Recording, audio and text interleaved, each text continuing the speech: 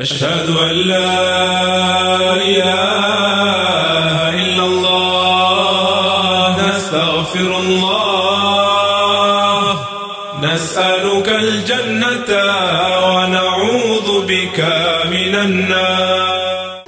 الحمد لله رب العالمين وبه نستعين على أمور الدنيا والدين والصلاة والسلام على سيدنا محمد سيد المرسلين وعلى آله وصحبه أجمعين أما بعد. Inshallah tukiwatumu katika mfungo wa mwezi wa Ramadhani, na hivi ni vipindi maalum ambavyo tunavitoa mfululizo kwa lengo la kuelimisha na vile vile kukumbushana mambo ambayo yatakuwa yanatutengenezea maisha yetu ya hapa duniani na kesho akhira. Inshallah leo nitazungumzia swala dogo tu, je, inafaa kumpa zaka mtu ambaye anapokea mshahara? Je, inafaa kumpa zaka mtu ambaye anayepokea mshahara, iwe ni mshahara wa serikali au katika taasisi binafsi? Sheria imeweka vigezo vya mtu anastahili kupewa zaka kama ilivyokuja ndani ya Qur'ani, innamas sadaqatu lilfuqara'i walmasakin wal'amilina 'alayha walmu'allafati qulubuhum ila akhir al-aya, mpaka mwisho wa aya.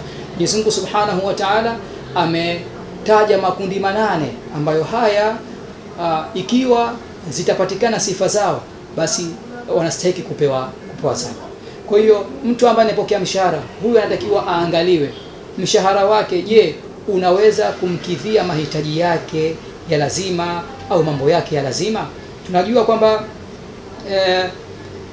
watu wanahitajia mahala pa kukaa, watu wanahitajia chakula, watu wanahitajia mavazi, wanahitajia kuwalipia watoto wao ada za skuli, wanahitajia masuala mazima ya matibabu. Kuna mambo haya mwanadamu lazima ayapate. Kwa hiyo tunamtazama huyu ambaye anayepokea mshahara, iwe ni serikalini au katika taasisi binafsi, je, unakidhi mahitaji yake yote ya lazima? Ikiwa itakuwa mshahara wake haumtoshelezi, basi atastahili kupewa zaka. Na wala tusione kwamba huyu anafanya kazi serikalini, kwa nini apewe? La, vigezo vya sheria vinabakia pale pale. Ikiwa kipato chake ni cha chini, kipato chake hakimkidhi mahitaji yake ya lazima pamoja na familia yake, basi mtu kama huyu sheria imetoa nafasi na yeye ya kuweza kufanya nini, ya kuweza kupewa zaka. Ni sawa sawa na mtu ambaye ana chumo jingine, kwa sababu katika utoaji wa zaka haiangaliwi mtu anafanya kazi sehemu gani au vipi, kinachoangaliwa ni kipato chake. Kuna watu ambao wanaofanya kazi ya kulima lakini kipato chao ni kizuri kuliko wale ambao wanapokea mishahara kila mwezi. Kuna watu wanafanya kazi tu za kutembeza ice cream njiani lakini kipato chake inakuwa kikubwa wakati mwingine kuliko hata yule mtu ambaye ameajiriwa ofisini wa hakadha. Kwa hiyo kinachoangaliwa hapa ni kipato cha mtu ambacho kitaweza kumkidhia mahitaji yake au la.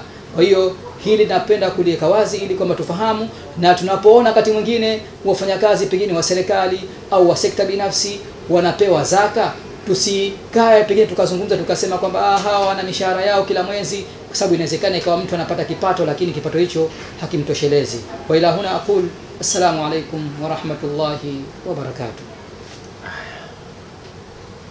Vile baki ashhadu an la ilaha